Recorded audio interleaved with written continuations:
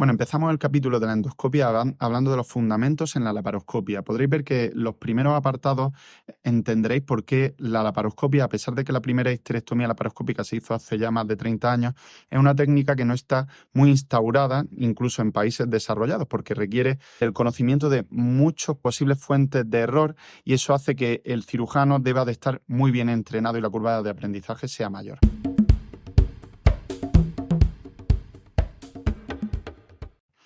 ¿En qué consiste la laparoscopia? Pues bueno, es una técnica quirúrgica a través de la que nosotros insuflamos CO2 en el abdomen, lo llenamos de gas y introduciendo a través de unos trócares una óptica, introducimos otra serie de instrumentos de pequeño calibre para poder llevar a cabo técnicas quirúrgicas de forma mínimamente invasiva. Tiene muchas ventajas muy reconocidas, de las cuales la principal es su gran visión. Podemos obtener una imagen muy buena, de alta calidad, muy focalizada en la zona en la que queremos operar. Además, la recuperación es mucho más rápida, con lo cual la estancia hospitalaria es menor. La tasa de complicaciones a nivel general es mucho menor. El dolor postoperatorio también es menor y esto hace que en general sea una técnica mucho más barata a largo plazo, aunque utilicemos instrumentos de mayor cuantía, más caros. Los principales inconvenientes, pues bueno, ya lo hemos comentado. El principal inconveniente probablemente sea su larga curva de aprendizaje con respecto a la cirugía laparotómica, es decir, abierta, o la cirugía vaginal. Y vamos a meternos en materia. Puntos importantes. ¿Cómo colocamos a la paciente? Pues bueno, hay una serie de cosas que son fundamentales. Los brazos han de estar pegados a la paciente para que podamos trabajar de una forma más sencilla. Las piernas deben de estar abducidas y ligeramente flexionadas y la paciente tiene que estar lo más al filo posible de la camilla. Esto va a facilitar los movimientos cuando utilizamos un movilizador uterino del útero, tanto laterales como anterior y posterior. Con respecto a los trócares son unos instrumentos que se introducen a través de la piel y llegamos con ellos a la cavidad abdominal y a través de estos instrumentos vamos a poder introducir el gas para generar el neumoperitoneo, la óptica y los distintos instrumentos que vayamos a utilizar para llevar a cabo la técnica quirúrgica. Todo esto teniendo además un sistema de estanqueidad que evita que el gas se salga del abdomen mientras que operamos. Es muy importante la colocación de los trócares para la ergonomía y, por tanto, para el buen devenir de la cirugía. Existen distintas maneras, sobre todo dependiendo de los equipos quirúrgicos y también de la técnica que se vaya a llevar a cabo, pero fundamentalmente debéis de saber que la óptica se suele poner a través del ombligo y luego se utilizan 3 trócares accesorios cuya colocación va a depender, como os digo, de la técnica quirúrgica. Con respecto a la cámara y la óptica, pues bueno, probablemente la cámara sea el instrumento más importante y por tanto también el más caro que se tiene en la cirugía, porque es del que va a depender que la imagen sea buena. Y ópticas debéis saber, ópticas que son de 0 grados, es decir, vemos lo que tenemos de frente, y otras que son de 30 grados, es decir, la visión tiene una angulación que nos va a permitir rotarla y ampliar nuestro campo de visión, lo cual va a ser necesario en alguna cirugía quizá más compleja. Y por último, hacer referencia a la fuente de luz. La fuente de luz siempre decimos que es una luz fría, aunque si la tocas está caliente. Lo único que cuando hablamos de luz fría o caliente hace referencia al color de la luz, a la tonalidad de la luz, en este caso pues una tonalidad fría y no tiene mayor interés. Continuamos con las generalidades en la laparoscopia y os voy a hablar de uno de los puntos más importantes probablemente, que es la técnica de entrada a la cavidad abdominal. Es uno de los puntos más importantes porque es donde aparecen la mayoría de las complicaciones en la laparoscopia. Y existen 3 técnicas fundamentalmente de las que os voy a hablar y debéis saber que entre ellas 3 no existen diferencias con respecto a la tasa de complicaciones. Es decir, que el uso de una u otra va a depender de la experiencia y la confianza que tenga en concreto el equipo quirúrgico en la técnica que empleen. De la primera que vamos a hablar es de la técnica con la aguja de Veres. La aguja de Veres es una aguja que tiene un émbolo a nivel distal que al retraerse, cuando va aplicándose presión contra los distintos tejidos, va a poner de manifiesto una pequeña cuchilla y con esta cuchilla vamos a ir accediendo pum, pum, pum, hasta llegar a la cavidad abdominal y una vez que llegamos a la cavidad abdominal este émbolo vuelve a salir, este es un émbolo romo y va a reducir el riesgo de lesiones viscerales en esa zona. Cuando conseguimos ya introducir por completo la aguja de Veres, a través de ella vamos a insuflar CO2, llenaremos el abdomen y ya podremos introducir el trócar umbilical, que es a través del cual introduciremos la óptica. ¿Por dónde introducimos esta aguja de Beres? Hay dos formas, una que es por el punto de Palmer. El punto de Palmer es un punto que se encuentra 3 centímetros lateral al ombligo y 3 centímetros por debajo del reborde costal. Cuando lo introducimos a través de este punto, vamos a encontrar 3 resaltes fundamentalmente, que es la fascia muscular anterior, la fascia muscular posterior y por último el peritoneo. Una vez que pasa estos 3 resaltes, se supone que has accedido a la cavidad abdominal. Si introducimos la aguja de Beres a través del ombligo, que es otra forma que se puede hacer, debemos de tener en cuenta que las fascias musculares van a estar fusionadas, por lo tanto encontraremos solamente 2 resaltes. La siguiente técnica es la técnica de Hudson o laparoscopia abierta. Básicamente es una mini laparotomía a nivel umbilical, en la que vamos disecando todos estos tejidos hasta acceder a la cavidad abdominal e introduciremos un trocar y a través de este trocar, el trocar se llama trocar de Hudson, y a través de este trocar introduciremos ya la óptica. Esta técnica ha demostrado tener menos fallo de entrada con respecto a la de la aguja de Beres. Y por último, entrada directa, que es una técnica mediante la que nosotros introducimos un trocar por el ombligo con la óptica dentro y vamos a poder ir viendo todos los tejidos cómo se van separando hasta acceder al abdomen. Una vez que ya tenemos el primer trocar y tenemos la óptica dentro, introduciremos los trócares secundarios, cuya introducción, como podéis imaginar, es mucho más sencilla, puesto que vamos a poder introducirlo bajo visión directa. Nosotros vamos a poder poner la óptica y mirar por dónde va entrando este trócar y, por tanto, el riesgo de lesiones viscerales va a ser mucho menor. ¿Cuál es el riesgo cuando introducimos los trócares secundarios? Fundamentalmente que podamos lesionar los vasos epigástricos, ¿vale? Que son ramas de la arteria ilíaca externa y que pasan laterales en el abdomen. Pero esto vamos a poder saltarlos, como os digo, gracias a que podemos acercar mucho la óptica a la piel, y esto con la luz va a poder mostrarnos por dónde pasan estos vasos epigástricos por transiluminación y podemos sortearlos. ¿Y qué complicaciones pueden aparecer en las técnicas de entrada? Pues debemos de distinguir fundamentalmente 2. Unas complicaciones mayores, las complicaciones mayores pueden hacer que tengamos que cambiar de laparoscopia a cirugía abierta. Son lesiones vasculares, lesiones intestinales o de otras vísceras huecas, y son complicaciones muy infrecuentes, de menos de 1 en 1000 en el caso de las lesiones vasculares, pero potencialmente graves. Y luego tenemos las complicaciones menores. Las complicaciones menores no tienen por qué hacer que cambiemos nuestra técnica, pero sí que tenemos que conocerlas y abordarlas. Fundamentalmente, la más frecuente, fallos en la entrada, que no consigamos llegar a acceder de forma correcta, y también enfisema subcutáneo, lesiones del epiplon, etcétera. Son cosas que podemos probablemente solucionar en el mismo acto quirúrgico y probablemente por laparoscopia. Y por último, comentaros que también debemos de tener en cuenta que las pacientes que tienen cirugías previas, especialmente las cirugías mediante laparotomía media, tienen muchas posibilidades de tener adherencias de epiplon o de intestino a la pared abdominal, y esto puede hacer que el riesgo de lesiones de las mismas, sobre todo con la introducción del primer trocar, sea más alto, y eso lo tenemos que tener en cuenta cuando iniciamos la cirugía. Hablamos ahora de un tema que siempre da mucho miedo, y son las complicaciones quirúrgicas. Debemos de saber que cualquier técnica quirúrgica tiene una tasa específica de las diferentes posibles complicaciones, como puede ser en la histerectomía, que tiene una tasa concreta de complicaciones urológicas. Pues a esa tasa específica de cada técnica quirúrgica le tenemos que añadir las posibles complicaciones de la vía de abordaje, en este caso de la vía laparoscópica, y es de lo que vamos a hablar ahora. ¿Cuáles son las complicaciones específicas de la vía de abordaje laparoscópica? Bueno, de las más frecuentes ya hemos hablado, que son las complicaciones en la entrada en la cavidad abdominal. Suponen más del 60% de las complicaciones en la laparoscopia.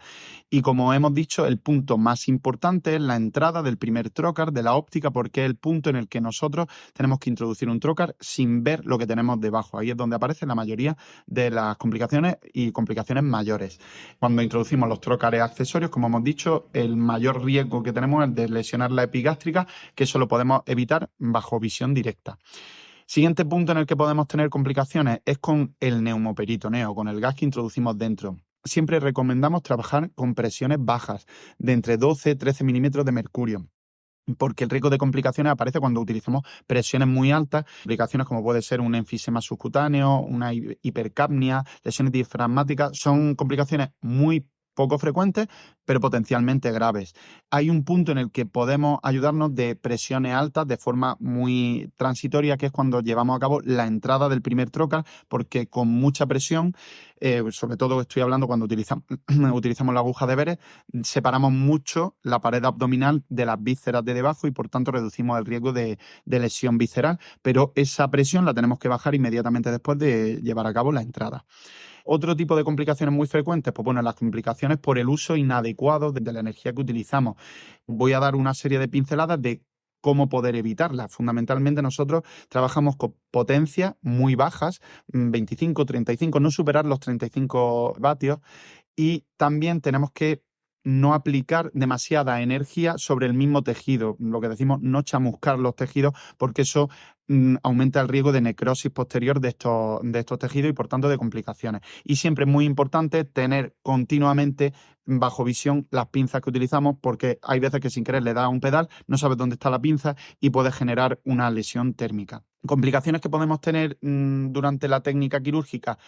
Pues bueno, yo incidiría mucho en que la laparoscopia nosotros contamos con 4 manos, 2 del cirujano y 2 del ayudante. Entonces, esas 4 manos no tenemos la posibilidad de decirle a alguien, comprímeme aquí, sepárame aquí. Es por ello que nosotros cuando vamos a abordar una zona quirúrgica muy compleja debemos de tener todo preparado, todo con muy buena visión, siempre pensando en que puede haber una complicación y que no podemos perder una mano en que me retire un intestino o lo que sea. Entonces, ¿cómo podemos tener un buen campo en la laparoscopia? Lo primero, posición de Trendelenburg, es decir, la paciente con la cabeza hacia abajo para que todo el intestino caiga hacia la cabeza y no nos esté estorbando y reducimos el riesgo de lesiones intestinales. Podemos ayudarnos de pexias, es decir, colgar determinados órganos, por ejemplo, el intestino, ayudándonos de los apéndices epiploicos, con una aguja lo colgamos a la pared abdominal y de esta manera nos lo quitamos de en medio, los ovarios también lo podemos pexiar, etcétera. Es muy importante utilizar un movilizador uterino en la mayoría de las cirugías. Esto es una mano más, un segundo ayudante que introduce este movilizador dentro del útero y va moviendo el útero para que si vamos a acceder a un lateral del útero no necesite de mi ayudante para traccionar del útero, sino que el que está con el movilizador puede moverlo. Y siempre vamos a disecar más de la zona de trabajo. Recomendamos un par de centímetros por debajo de la zona en la que vamos a trabajar.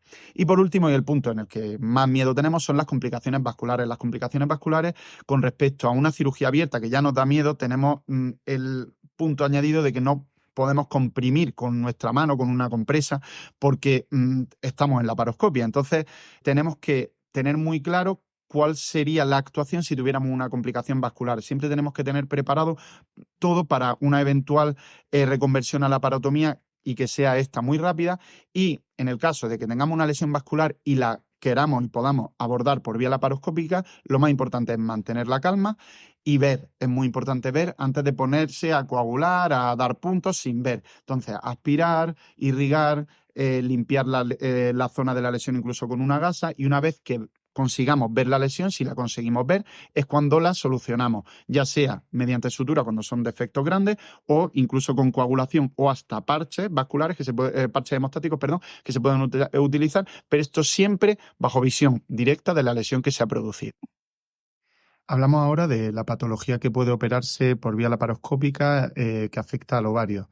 No voy a ir dando todos los datos que aparecen en el libro, porque la idea con estos vídeos es, pues bueno, daros las ideas más importantes, ¿vale? Entonces, pues bueno, me iré deteniendo solo en lo que considero que son los mensajes claves que tenéis que quedar con cada una de estas patologías.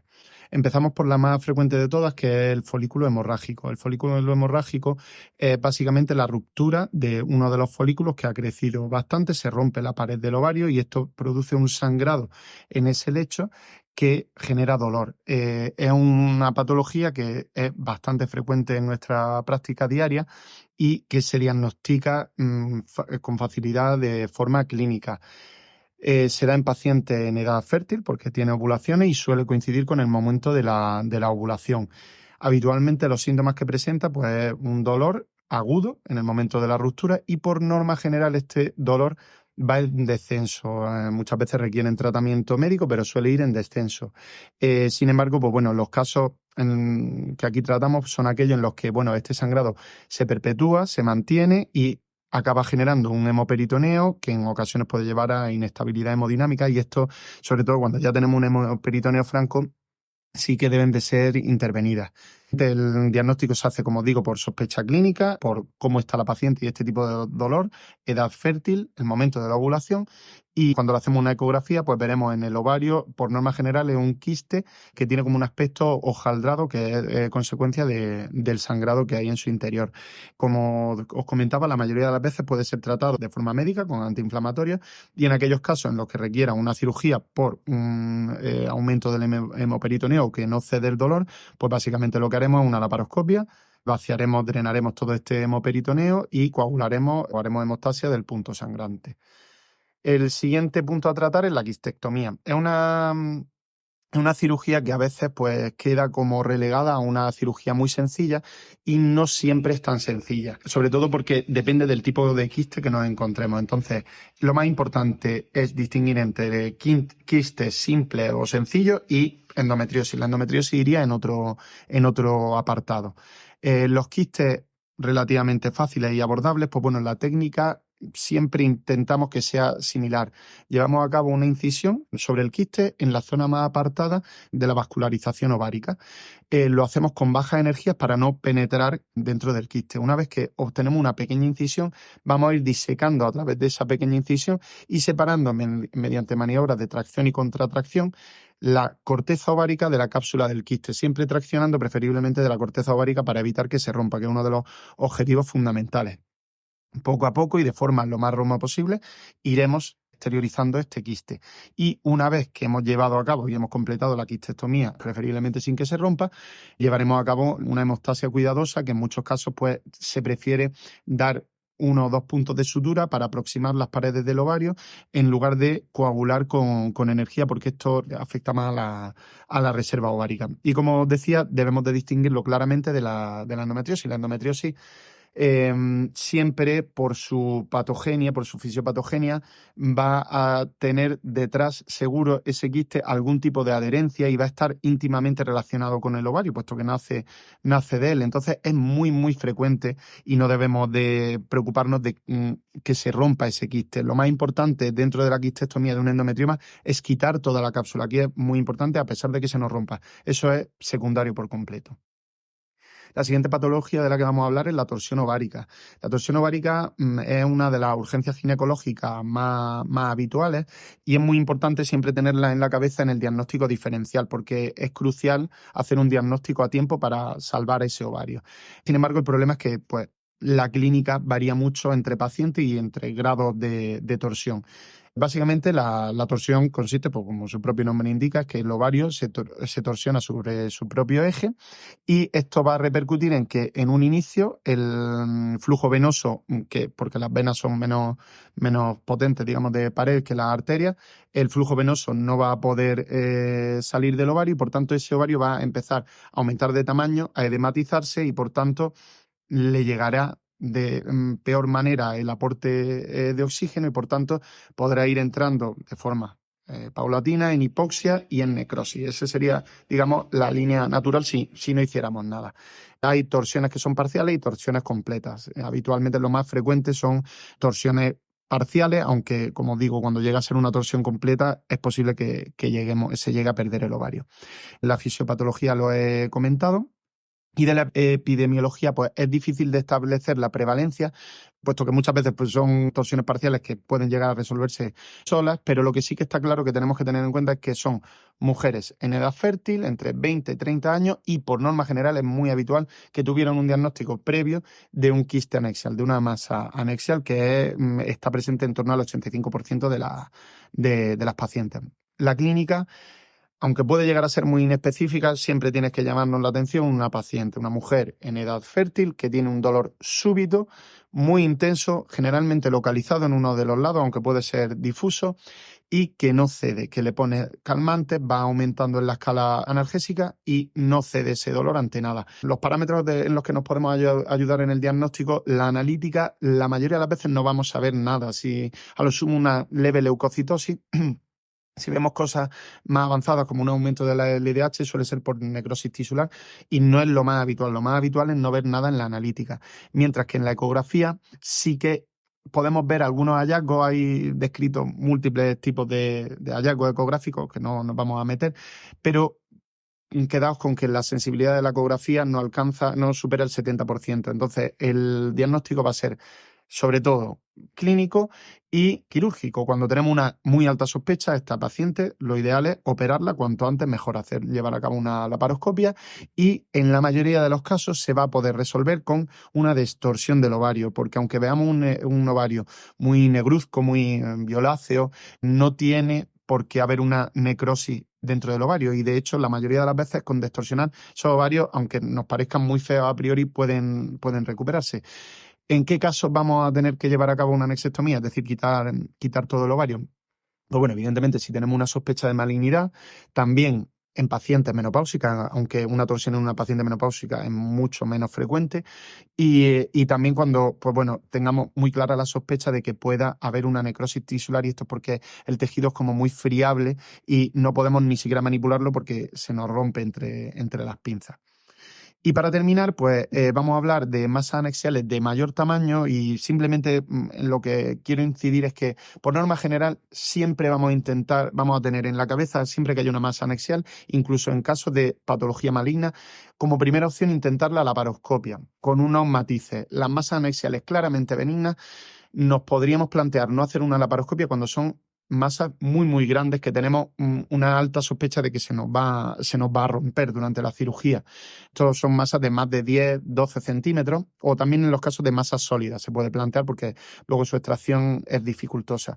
Y en masas malignas, salvo que sean muy grandes bueno, relativamente grandes, o pensemos que hay muchas posibilidades de que se rompa, bueno, en este caso en maligna, simplemente con que pensemos que realmente se puede romper, es preferible una laparotomía, pero en el resto de casos, laparoscopia. Y a la hora de sacarlos, que es lo que siempre uno se pregunta, por una masa de 8 o 9 centímetros, nosotros lo que hacemos es que llevamos a cabo la quistectomía, la anexectomía, lo que sea, y esta tumoración se introduce dentro de una bolsa específica, son bolsas grandes, se cierra y se aboca a un trocar, al trocar de mayor tamaño. Y una vez que lo tenemos en el trocar, se extrae el trocar, tendremos la bolsa abocada al abdomen y puncionaremos el quiste dentro de la bolsa y una vez que lo vaciamos con el aspirador, se podrá extraer pues todo lo que es la cápsula y el quiste en sí, que no suele tener mayor dificultad.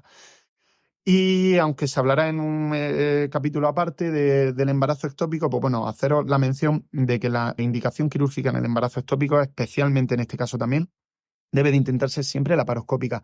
Muchas veces cuando se meten en quirófano estas pacientes están un poco regular, pero no llegan a tener una verdadera inestabilidad hemodinámica y siempre que podamos llevar a cabo una laparoscopia relativamente rápida, es preferible una laparoscopia porque es mucho menos cruenta para la paciente y si ya tiene un problema de sangrado, le vamos a reducir ese sangrado más. A continuación vamos a hablar de la cirugía laparoscópica sobre el útero. A diferencia de la cirugía laparoscópica que llevamos a cabo sobre las masas anexiales, en términos generales, la cirugía sobre el útero por vía laparoscópica suele ser más compleja. Esto requiere una curva de aprendizaje mayor, mayores medios técnicos, mayor seguridad a la hora de llevarla a cabo y es por ello que en muchos casos se opta por la opción fácil que es llevar a cabo esta cirugía por vía laparotómica. Es por ello que la histerectomía laparoscópica, que es de la primera técnica quirúrgica de la que vamos a hablar, siendo la segunda cirugía más frecuente en la mujer fértil después de la cesárea, en muchos centros se sigue haciendo por vía laparotómica, a pesar de que sabemos de sobra los beneficios que aporta la laparoscopia en cualquier paciente. Centrándonos en la histerectomía laparoscópica, os voy a dar una serie de consideraciones previas que creo que son importantes conocer. En cualquier cirugía, pero especialmente en la cirugía sobre el útero, es muy importante tener las relaciones anatómicas muy claras. Yo destacaría de todas ellas la relación que tiene el uréter con el resto de las estructuras y hay 3 puntos fundamentales en donde se puede lesionar el uréter. Uno es en el primer punto, que es, prácticamente en el primer punto, que es que cruza por encima de los vasos ováricos y es uno de los de los primeros puntos de la histerectomía. Luego el siguiente, y es uno de las zonas en donde es más frecuente lesionarlo, es que pasa por debajo de la arteria uterina, y como tenemos que ligar la arteria uterina muchas veces, si no tenemos localizado el uréter, se puede lesionar ahí. Y por último es cuando se lleva a cabo la sutura de la vagina. Una vez que ya se ha extraído el útero, pues el uréter pasa muy cerquita, se pierde tensión en todos los sentidos y es posible llevar a cabo suturar el uréter o traccionar de él con la sutura. Este es otro punto muy frecuente de lesión del uréter y hay que tener estas relaciones claras. Las indicaciones de la histerectomía, concretamente la laparoscópica, pues bueno, son las mismas que para la histerectomía por vía abierta, por vía abdominal. Lo único que sí que es verdad que en los últimos años esto ha cambiado mucho. Antiguamente cualquier paciente por un sangrado acababa con una histerectomía y hoy en día se intenta agotar todas las opciones terapéuticas que tenemos y se tiene también muy en cuenta el deseo de la paciente si desea mantener su útero y puede mantenerse.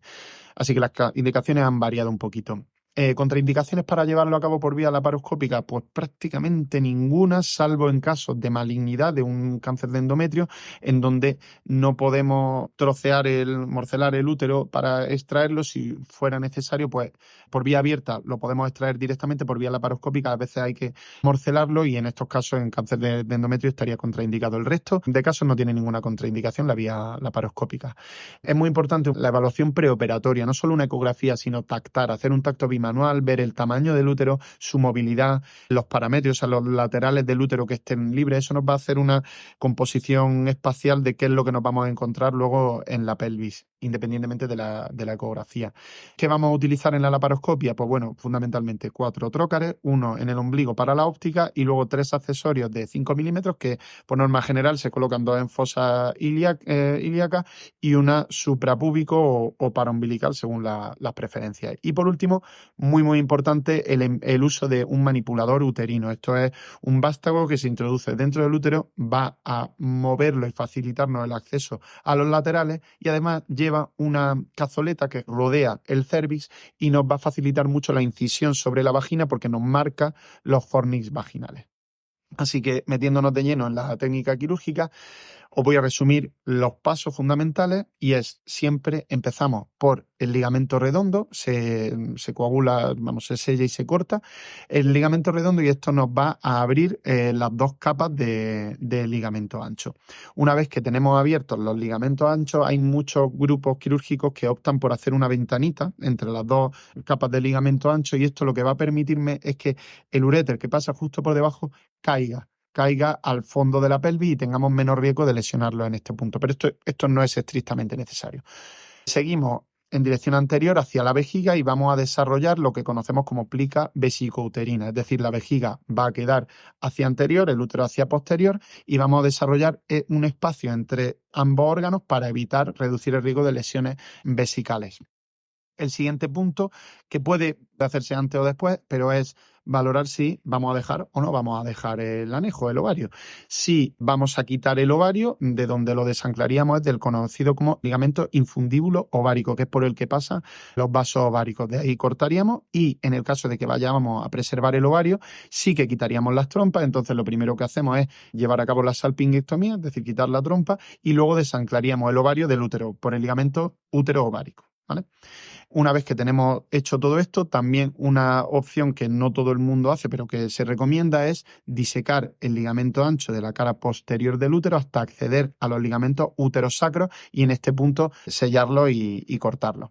Y por último ya nos quedaría simplemente llevar a cabo la incisión en la vagina, que va a ser una incisión circular y nos vamos a ayudar, como os he comentado antes, de la presión por parte del ayudante que está utilizando el manipulador uterino, que va a empujar en dirección craneal, va a marcar la cazoleta y sobre esa cazoleta nosotros llevaremos a cabo la incisión vaginal. Una vez que tenemos ya hecha la incisión vaginal, se extraerá el útero por vía vaginal y procederemos a llevar a cabo la colporrafia o sutura de la vagina. Para llevar a cabo la sutura de la vagina es muy importante que también pongamos dentro de la vagina algo para evitar que se escape el gas, un globo o un paquetito de gasa, y esto evitará que se salga el gas y podamos llevar a cabo la sutura de la vagina, que preferiblemente será por vía laparoscópica. La siguiente técnica de la que vamos a hablar, muy resumidamente, la miomectomía laparoscópica. La técnica por vía laparoscópica es prácticamente igual que la técnica por vía laparotómica. Pero ¿cuál es la diferencia y es lo que hace que no sea una técnica muy estandarizada por vía laparoscópica?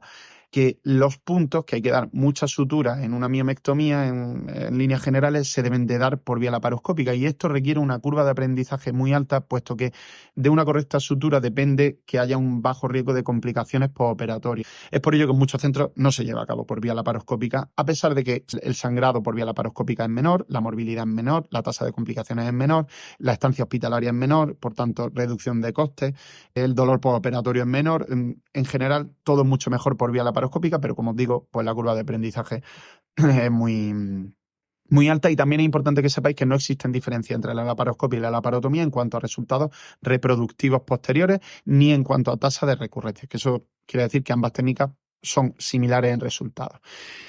Y para terminar, hablamos de la cirugía de la endometriosis. Lo que tenéis que quedaros claro en la cabeza son un par de cosas, y es ¿qué es la última opción que debemos de valorar en una paciente con endometriosis?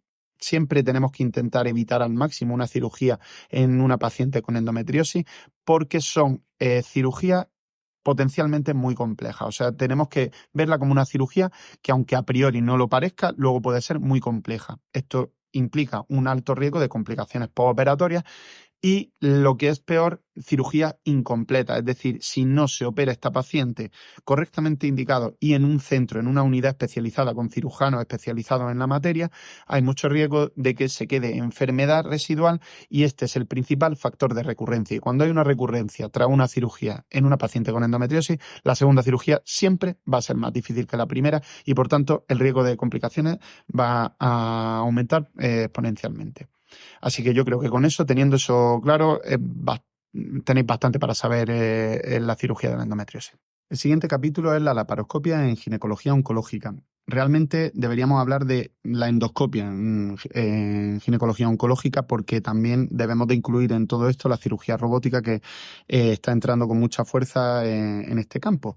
Y el objetivo de este tema es resumiros la aplicabilidad que tiene la cirugía endoscópica en la oncología. No hablaros exactamente de qué es lo que hay que hacer en cada tipo de cáncer, porque eso habrá que verlo en cada cáncer en concreto. Entonces, es simplemente saber qué nos aporta la cirugía endoscópica en cada tipo de cáncer ginecológico. El primer cáncer, y es por orden de importancia en donde más utilizamos la cirugía endoscópica, es en el cáncer de endometrio. En líneas muy generales, y teniendo en cuenta que esto cambia prácticamente cada día, podríamos dividir dos tipos de cánceres de endometrio, que serían estadios iniciales y en grupos de bajo riesgo, en anatomía como el adenocarcinoma endometrioide, en anatomías favorables, y estadios avanzados o grupos de alto riesgo, o también en anatomías desfavorables, que no son los adenocarcinomas endometrioides. Entonces, teniendo claro que hay como dos tipos, en el primer tipo, que es más habitual que nos encontramos, es donde la laparoscopia tiene mayor cabida. La cirugía de elección sería llevar a cabo una histerectomía con doble anexectomía, es decir, quitar el útero con los dos ovarios y ver cómo están los ganglios pélvicos. Esto se lleva a cabo en esta situación, mediante un ganglio centinela, que el ganglio centinela que gana mucho con la laparoscopia, puesto que tenemos cámaras de inmunofluorescencia y permite ver zonas muy pequeñitas y con muchísimos detalles, y esto favorece este tipo de cirugía. En estadios más avanzados, y sobre todo cuando la enfermedad no está limitada al útero, la laparoscopia podría quedar relegada, pero también en anatomías un poquito más desfavorables, en grupos de alto riesgo, todavía la laparoscopia sí que se recomienda. Lo que pasa es que la cirugía es más completa. Aparte de quitar el útero o los ovarios, en este caso, por norma general, se quitan todos los ganglios de la pelvis, es decir, una linfadenectomía pélvica, y también de la región paraórtica en la mayoría de situaciones, completando la cirugía con la omentectomía, que es quitar el epiplon. Esto en casos, como os digo, más avanzados. Lo que sí que me parece muy importante cuando vamos a llevar a cabo una histerectomía en un cáncer de endometrio es tener en cuenta las siguientes consideraciones que deben de tenerse en cuenta en cualquier tipo de tumor. Una es evitar, en la medida de lo posible, reducir la manipulación del tumor, que en este caso va a estar en el interior, en el endometrio, y por tanto no se recomienda el uso de un movilizador uterino, de un manipulador uterino que va a estar el vástago toqueteando continuamente la tumoración. Además, se recomienda sellar las trompas antes de iniciar la cirugía, puesto que reducimos el riesgo de que esas células tumorales suban por la trompa y caigan a la cavidad abdominal. Cuando vayamos a extraer el útero, en lugar de extraerlo simplemente, se recomienda introducirlo en una bolsa específica, siempre evitando morcelarlo o trocearlo, porque el patólogo no va a poder analizar correctamente la pieza si no.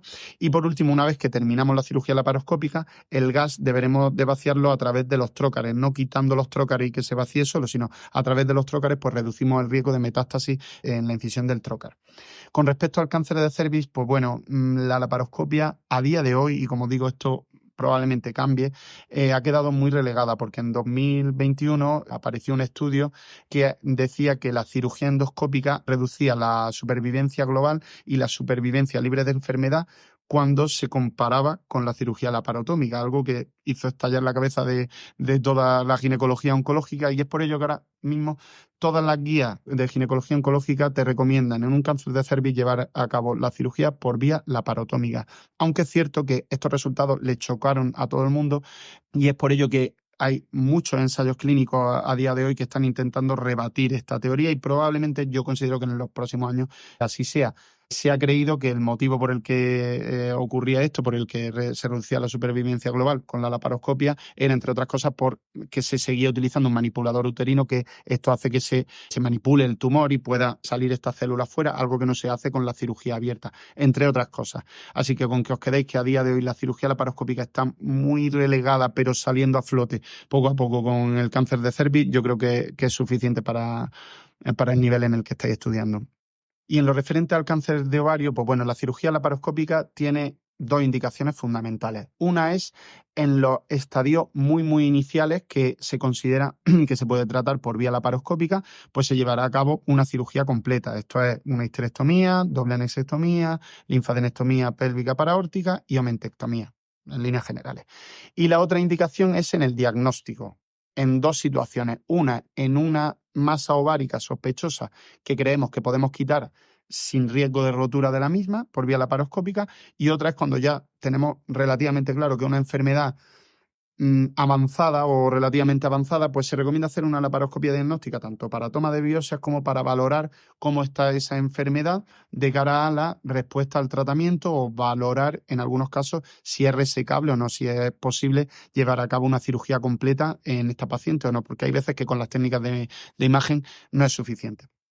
Y para terminar, el cáncer de vulva, bueno, hay muy pocos equipos quirúrgicos, por lo menos en España, que lleven a cabo cirugía laparoscópica de la vulva, y la indicación que tiene únicamente es para la linfadenectomía. Cuando hay que llevar a cabo una excisión de los ganglios inguinales por vía laparoscópica, pues la vía laparoscópica, hecha en manos expertas, ha demostrado ser no inferior en términos oncológicos a la vía abierta, eso sí, con una reducción drástica de la morbilidad postquirúrgica, sobre todo de las complicaciones derivadas de la herida quirúrgica, que son muchas cuando se lleva a cabo una cirugía de cáncer de vulva. Y ahora vamos a dar unas nociones sobre la cirugía robótica. La cirugía robótica es muy parecida a la cirugía laparoscópica, con la diferencia de que en este caso, en la cirugía robótica, se opera igualmente a través de unos trócares, pero estos trócares son movidos por un robot que está controlado a su vez por el cirujano, pero que lo controla desde una zona a distancia, desde una consola que puede estar en el mismo quirófano o incluso en otra habitación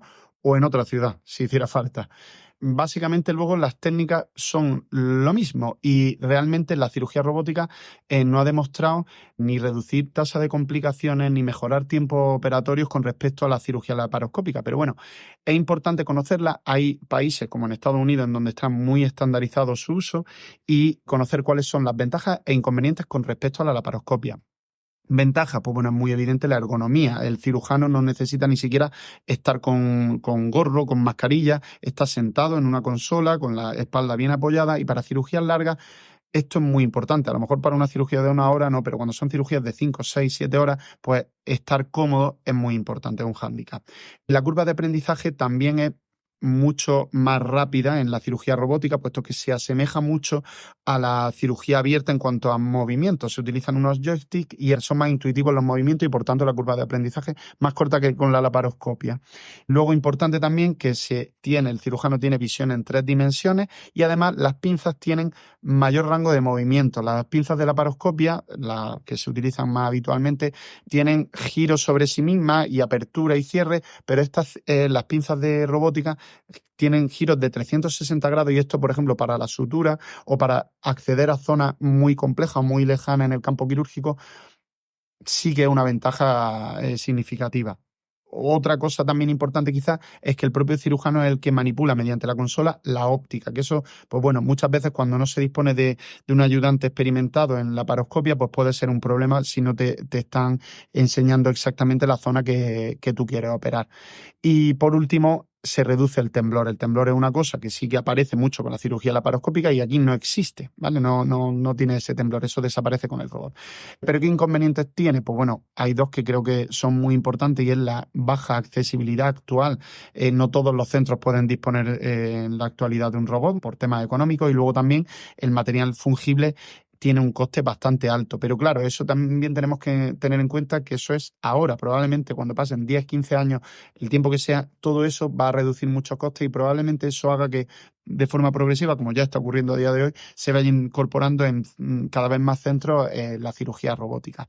Y por último, pero no menos importante, con el robot se pierde la sensación táctil. Al no estar el cirujano operando y tocando lo que está haciendo, pues pierde esa sensación táctil y hay veces que la presión puede ser demasiado potente o la tracción puede generar lesiones si no se tiene mucha experiencia. Y en lo referente a la técnica quirúrgica, pues bueno, es que es básicamente lo mismo que hacemos con la laparoscopia y lo único que sí que es verdad que aquí siempre se deja un trocar, habitualmente un trocar para el ayudante que va a poder estar in situ introduciendo una gasa o cuando se tiene que aspirar algo en concreto o lo que le pide el cirujano, pues sí que va a tener un ayudante que va a disponer de un trocar para ello, es lo habitual. Y en lo referente a la técnica quirúrgica per se, no hay ninguna diferencia entre la cirugía laparoscópica y la cirugía mediante robot. Hablamos a continuación de uno de los temas más importantes de este capítulo y es la histeroscopia. La histeroscopia es a día de hoy el gold estándar en la ginecología para la valoración de la cavidad uterina y del canal endocervical y es un método diagnóstico que está cada vez más implantado prácticamente en todos los centros ginecológicos de nuestro país. Tiene múltiples indicaciones que os paso así un poquito por encima. Básicamente, una hemorragia uterina anormal, tanto en pacientes premenopáusicas como cualquier tipo de hemorragia realmente en pacientes menopáusicas que no deberían de sangrar, y todo tipo de hallazgos ecográficos intracavitarios, como pueden ser pólipos, pueden ser miomas, adherencias intrauterinas, el síndrome de Asherman, anomalías mullerianas que pueden ser tratadas mediante esta técnica y también se utiliza para extracción de restos trofoblásticos que hayan podido quedar retenidos, extracción de DIUs y es una herramienta muy utilizada también cuando hay problemas de esterilidad y se piensa que el problema es un factor uterino.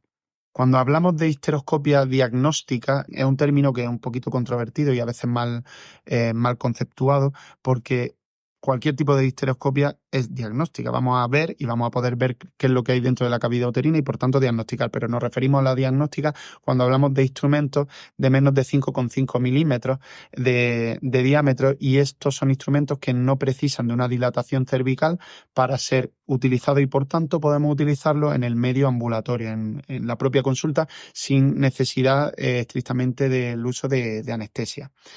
¿Y qué se necesita para una histeroscopia? Pues necesitamos 2 cosas fundamentales, ver y distender el útero. Entonces, ¿cómo se obtiene esto? Pues bueno, tenemos el histeroscopio. El histeroscopio es un instrumento que consta de varias partes para poder ver. La parte fundamental que consta es de una óptica que es probablemente la parte más importante del histeroscopio y la que cuesta más dinero al final porque es donde tiene mayor valor.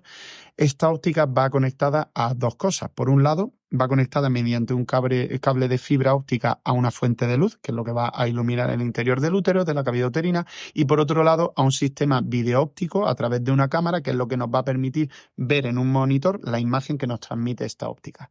Y una vez que vemos, necesitamos distender el útero, porque el útero es una cavidad virtual. Para distenderlo, necesitamos de un medio de distensión que hoy en día es el suero fisiológico. Se han utilizado otros medios de distensión antes, pero hoy en día lo que utilizamos es suero fisiológico. Y este suero entra a través del histeroscopio, puesto que el histeroscopio tiene por fuera de la óptica dos vainas, una vaina conocida como vaina interna y una vaina conocida como vaina externa.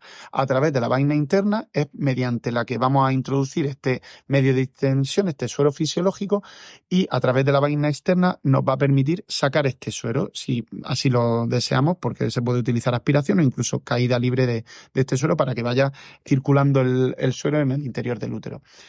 Y para obtener una presión determinada dentro de la cavidad uterina, poder distenderla, pues hoy en día lo más empleado y se tienen prácticamente todos los sitios son bombas de difusión que nos permiten tener la presión que nosotros queremos dentro de la cavidad uterina. Si no, hay otros sistemas como simplemente poner el suero en caída libre desde una altura considerable para que pueda entrar con cierta presión al interior del útero. Y por último, la vaina interna, que como decimos es la que nos va a permitir la entrada del medio de distensión, también va a tener un pequeño canal para la introducción de instrumentos de trabajo que son semirrígidos y a través del cual podemos trabajar y quitar prácticamente toda la patología intracavitaria, como son pinzas de agarre, tijeras, electrodos bipolares, etc. Para realizar correctamente la histeroscopia diagnóstica es fundamental una correcta preparación, puesto que las principales causas de fracaso de la técnica son dolor o estenosis cervical, estenosis del cuello, que no nos permitan llegar a acceder a la cavidad uterina. Entonces, cosas que son importantes, hay que informar correctamente a la paciente. Si se va a hacer en consulta y sin anestesia, se le debe de decir que es una técnica molesta, pero que es un dolor o una molestia relativamente transitoria. Es muy importante que las pacientes vayan sabiendo lo que se les va a hacer. También es muy importante elegir el momento del ciclo en el que se hace en pacientes premenopáusicas. Siempre vamos a intentar que sea al principio del ciclo menstrual, porque es el momento en el que el endometrio está, por decirlo de alguna manera, más limpio y es más fácil diagnosticar y tratar la patología que tenga. El empleo de analgesia no es algo que esté estandarizado, se puede valorar dependiendo también de cada paciente que previo a la técnica tome algún tipo de analgésico. Incluso hay centros que utilizan el óxido nitroso como mecanismo de medio sedación, que también puede ayudar en especial en pacientes que se pongan más nerviosas o más molestas. No es necesario llevar a cabo una profilaxis antibiótica y también se ha de tener en cuenta la posibilidad de una preparación cervical con misoprostol, que aunque no ha demostrado claramente su eficacia, pues bueno, en determinados casos en los que resulta muy difícil el acceso o consideramos que nos pueda ayudar por un cuello aparentemente muy inaccesible, pues es una opción por lo menos a tener en cuenta cuando se nos complican las cosas. Y por último, en lo que refiere al procedimiento en sí, siempre va a ser el mismo. Nosotros siempre abogamos por empezar por una vaginoscopia, esto es, entrar con el histeroscopio dentro de la vagina, valorarla y buscar el cérvix. Cuando encontramos el cérvix, atravesaremos el orificio cervical externo y una vez atravesado, lo siguiente que nos encontraremos será el orificio cervical interno, que es el punto más doloroso de forma habitual de la técnica. Esto se lo debemos de explicar a la paciente y también que sepa que una vez que lo pasamos, por norma general, este dolor se reduce de forma significativa. Una vez que lo pasamos ya estaremos dentro de la cavidad uterina y, muy importante, valorarla en su totalidad, ver la morfología de la cavidad, si es amplia, si es estrecha, ver los dos ostium, es decir, la salida hacia las dos trompas y hacer una descripción de cómo es el endometrio en ese momento del ciclo y si corresponde. Y evidentemente, pues si hay patología, describirla y si la podemos quitar en ese mismo acto quirúrgico, quitarlo, que es algo que podremos hacer en la mayoría de ocasiones. Me refiero a pólipos, adherencias, miomas, etcétera. ¿Qué ocurre en aquellos casos en donde la patología intracavitaria es demasiado grande o es difícil de abordar mediante el mal llamado histeroscopio diagnóstico, o en aquellos casos en los que la técnica empieza a alargarse mucho, la paciente presenta mucho dolor, lo que sea? Pues ahí es donde entra en juego la también más llamada histeroscopia quirúrgica. En la histeroscopia quirúrgica, para que se os quede claramente en la cabeza, es aquella histeroscopia que básicamente Se hace en quirófano, se hace con una sedación y habitualmente pues ya se aprovecha y se utilizan histeroscopios de mayor calibre que van a permitir la introducción de instrumentos que nos van a facilitar un poquito la vida. Estos son asas de diatermia, son asas pues como si fuera un bisturí eléctrico en forma de asa que nos va a permitir ir dándole bocado al mioma o al pólipo, lo que sea que tengamos, y también el uso de morceladores. Tanto los morceladores como los resectores nos van a permitir ir cogiendo bocaditos de la patología intracavitaria y poder acabar con ella y eliminarla de una forma mucho más rápida que si solo pudiéramos disponer del histeroscopio diagnóstico. Y de la histeroscopia quirúrgica también es importante dos detalles. Uno, que vamos a tener que dilatar el cuello del útero para poder utilizar estos instrumentos de mayor calibre, y en estos casos sí que se recomienda una preparación con prostaglandinas cervicales que nos faciliten la dilatación con tallos de Hegar del cuello del útero.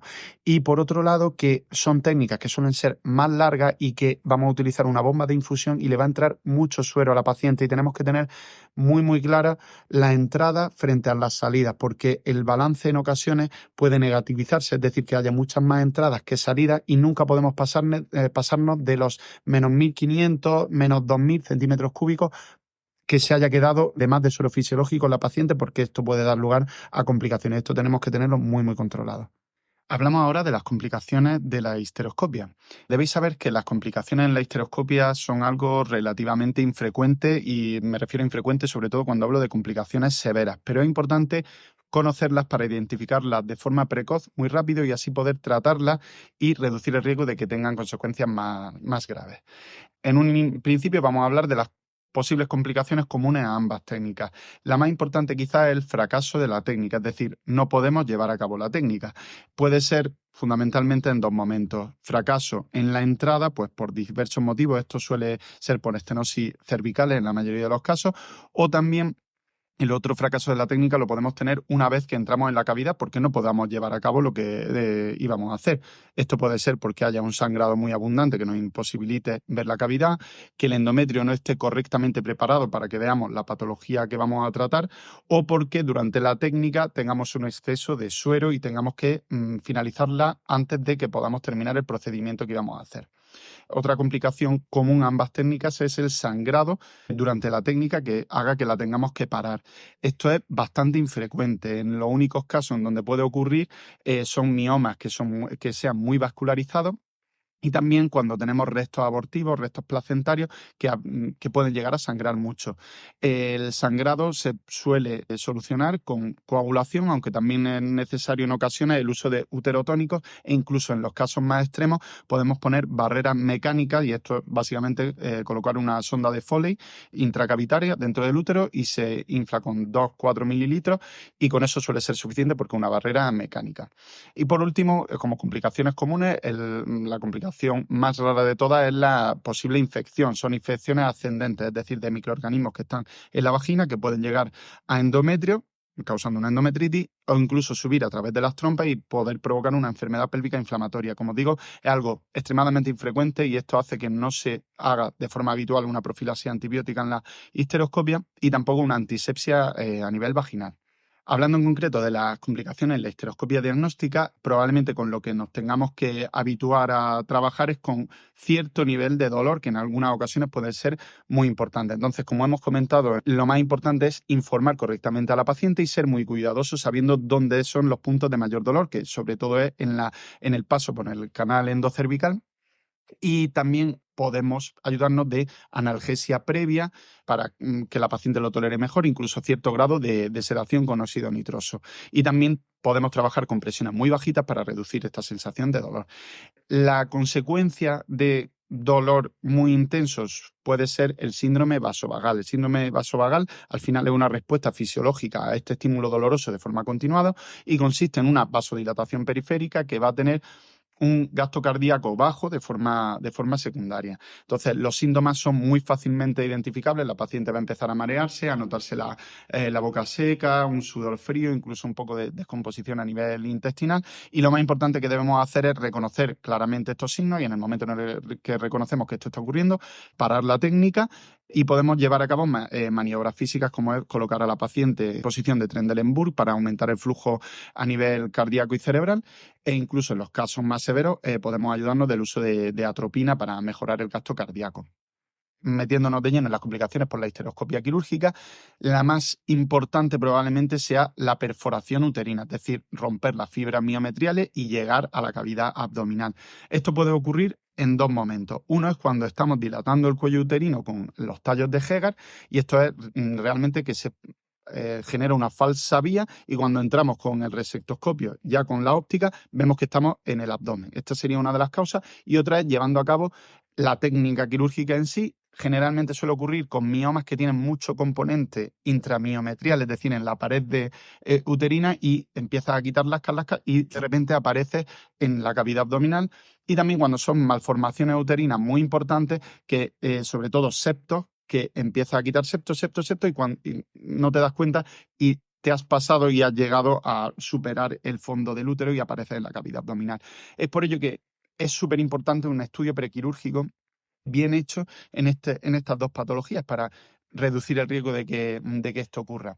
Y el manejo que se tiene va a depender muchísimo del tipo de perforación. Por norma general, se suele abogar que cuando son perforaciones mecánicas, es decir, con la dilatación, se suele tener un manejo conservador, se suele poner una profilaxis antibiótica de forma empírica y ver cómo va evolucionando la paciente, y ante la más mínima duda es preferible llevar a cabo una laparoscopia diagnóstica, ver y si hace falta suturar, porque puede producirse un sangrado importante con estas perforaciones.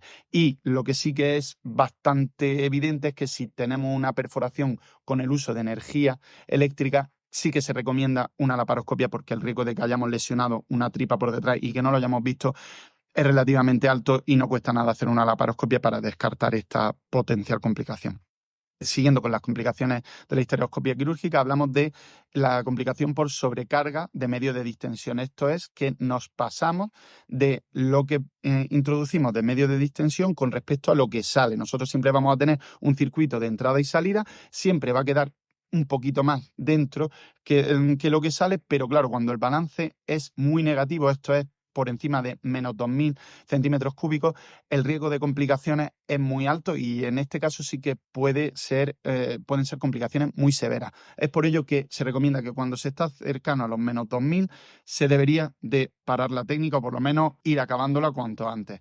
¿Qué es lo que puede ocurrir como cosa grave? Pues una hiponatremia hiposmolar es algo muy raro, sobre todo con el uso de sueros fisiológicos. Es por ello que los controles analíticos en estas pacientes son muy importantes para descartarlo.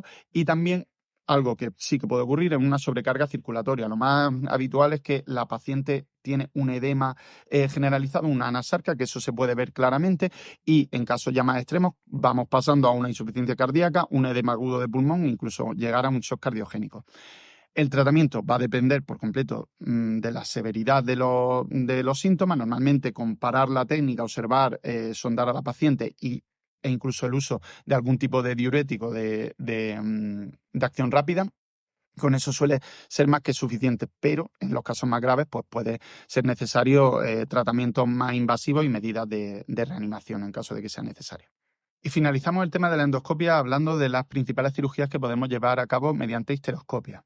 El primer tema son los pólipos. Los pólipos son formaciones benignas que nacen a partir del endometrio, dentro de la cavidad uterina. Hay de distintos tipos, os debéis de quedar con un par de cositas. Pueden ser pediculados o sesiles. Pediculados, como su propio nombre indica, parten de un pedículo, mientras que sesiles son con una base de implantación más amplia.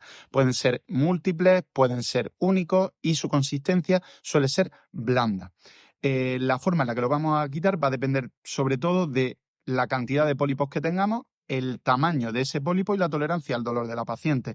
En pólipos de pequeño tamaño, únicos o uno o dos y con buena tolerancia de la paciente, la mayoría de las veces los podremos quitar mediante histeroscopia diagnóstica, cortando el pedículo básicamente y extrayéndolo. Mientras que en pólipos de mayor tamaño y o cuando tenemos una cavidad repleta de pólipos, será preferible el uso de la histeroscopia quirúrgica para poder completar el procedimiento de forma adecuada.